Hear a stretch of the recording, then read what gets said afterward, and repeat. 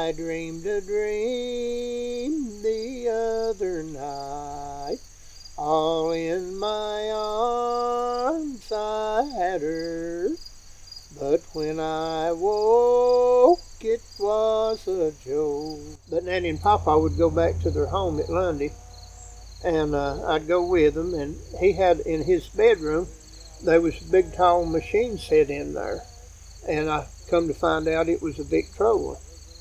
It was a RCA Victrola. It was in a cabinet, and the front doors opened up down here, and the horn was back behind where the records laid. And then you'd open up the top, and you could crank it up at the side, and he had all kinds of records there, and so me being so close to him and Nanny, I asked him who did he like to hear back in those days when, in the 20s, 30s, whenever that they used the record player. And he said, well, he guessed that his favorites was a group called the Carter Family. And he said he also liked the Chuck Wagon Gang and numbers of other ones. Well, I found some of his Carter Family records. He had, one of them was on the Victor label. It was Keep on the Sunny Side.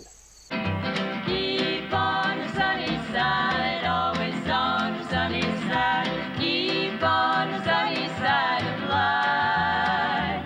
It will help us every day. It will brighten all And when I'd go home with him, I'd crank it up and I'd listen to them just all the time. And I thought they were so beautiful, and I understood why he liked them so good. It was just beautiful music. And that is what started me on my quest for songs. In the summertime, while school was out, Mama dropped me off at the library. I must have been in the reference section, just looking at titles of books, and I saw one called the Frank Brown Collection of North Carolina Folklore, and I thought, well, now what's this? And I pulled out one, and one of them had a number of old sayings and things like that in it, and one said folk ballads, and I thought that sounds interesting. And I pulled it out and got to looking, and in it were songs that I knew, and not just one text, but they would be an ABC version and neon up. Some of them. The one on Barbara Allen, it went through Z and into the AAs and BBs, where the collectors had learned so many variants of that song, and it opened my eyes that, hey, these songs are old, and some of them I began to realize they were hundreds of years old, and I slowly began to read about it and learn that these songs had been, after they'd first arisen, people were singing them. They didn't have record players and radios and things like that. That's the word of mouth, and that's sort of the way that I'd heard them sung, by word of mouth. That they had traveled the ocean over and come over to this country, and then many of them had developed here in this country too. And so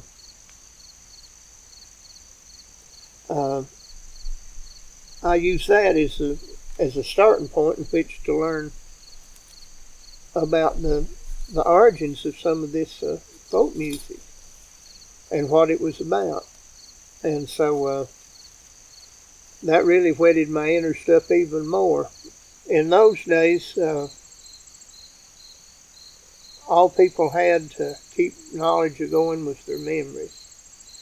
And they had fantastic minds. I used to talk to old timers that would tell me of a conversation that occurred prior to World War I, and they'd tell me word for word what was said. And I thought, how can they do that? I couldn't tell you what was said exactly last week. And in some cases it was confirmed that such and such had been said. And I come to realize, well, they didn't have mass communications, and they didn't have TVs and ability to send news across the world instantly. In those days, people's lives were, in some cases, they were simpler in many cases. Everybody's life's complex, but yet the means of getting information around and ways of spreading entertainment, it had to be done orally, by word of mouth. It's the same way with singing a song or telling a story. Use your memory. And so that way traditions are carried on from generation to generation. I've known of people that could remember a song that was 40 verses long, and comparing it to the oldest record where it had been recorded maybe by Percy's Relics, which was printed in the 1700s, or the Roxburgh Ballads printed in maybe the 1600s. It was just almost word for word. And this was several hundred years later from somebody that never read a book. When I was about 17, my daddy took me to town one day, and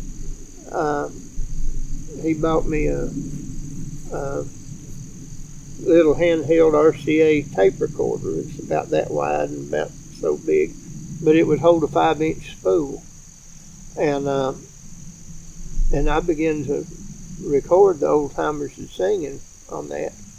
At that point, I wrote down lots and lots of old songs that I'd heard the old folks singing. But I went to when I'd go up to Granny and Pa's house, I would previously I'd record a Carter family song on a bit of the spool, and I would play it for Granny and Pa, because their record player was long gone, and they hadn't heard those songs in years, and they were familiar, of course, with the Carter family. And after I'd play them the song or whatever, I'd just set the tape recorder down there beside me. But in the meantime, I'd hold the microphone in my hand right beside my leg, and I'd have it turned on. And I would get him to tell me old tales. And he told me so many. I've got hours of tape recordings of him, probably more of him talking than any other one individual. Are you blind, or neither can't you see? Can't you see my own heart's blood come a twink twink down by me? He taken the brown girl by the hand, and he led her from the hall.